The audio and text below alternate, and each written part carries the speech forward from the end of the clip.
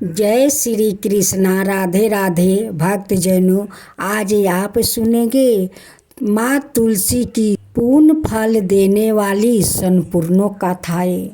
इस कथा को सुनने से आपका घर में खुशी का भंडार भर जाएंगे।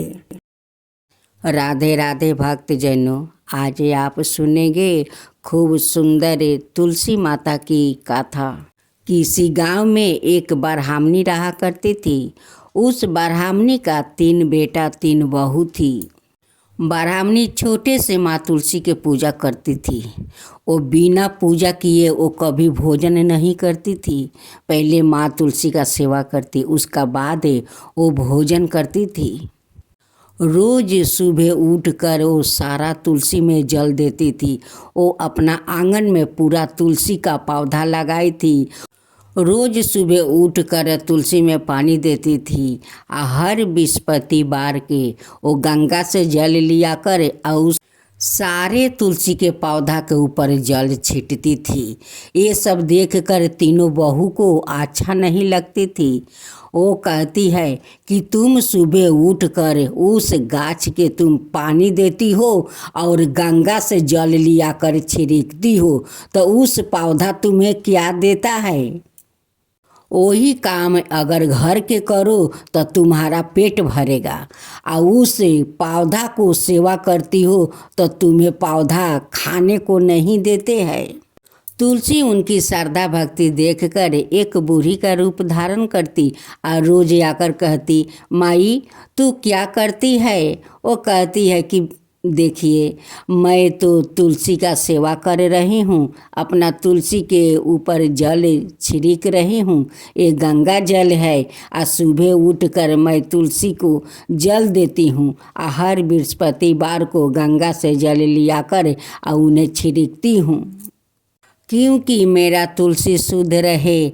इसी तुलसी से तो सभी भोज में तुलसी ले जाते हैं और विष्णु, गोपाल, बजरंगी सभी को तो इसी पत्ता से भोग लगता है। उसलिए इस पौधों को हमेशा मैं सर सफाई रखती हूँ। तुलसी का सेवा करते करते ब्राह्मणी बहुत बुरी हो गई। बुरी होने के बाद वो तीनों बहू कहती है कि जाओ उस तुलसी के सेवा करो, वही तुम्हें देखभाल करेगी। तुम क्या घर के काम करती हो? हम लोग के सेवा करती हो कि हम लोग तुम्हारी सेवा करूं? जाओ उसी पौधा के पास जाओ, वही पौधा तुम्हें सेवा करेगी। ब्राह्मणी बेचारी बूढ़ा हो गई। वो नहीं उठ पा रही थी और नहीं कुछ कर पा रही थी। वो तीनों बहू मिलकर ले जाकर उसी तुलसी के पौधा के पास सुला देती है और कहती है कि यही पौधा तुम्हें देखेगी। तुम इस पौधा को सेवा करती हो तो पौधा तुम्हारी सेवा करेगी। अब तो ब्राह्मणी बेचारी उसी तुलसी के पौधा के पास जाकर बहू तीनों सुला देती है, वहीं पर पड़ी रहती है। अब नहीं तीनों बहू देखने आती है और नहीं बहू को एक गिलास जल देती है। बुढ़िया माई वही पेड़ के पास सोई सोई वो तुलसी के पुकार रही थी।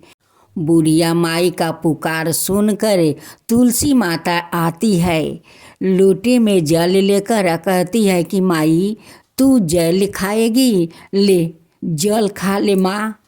ब्राह्मणी बूढ़ी माई कहती है कि बेटी तू आ गई, आओ, तुझे तो मैं पुकार रही थी।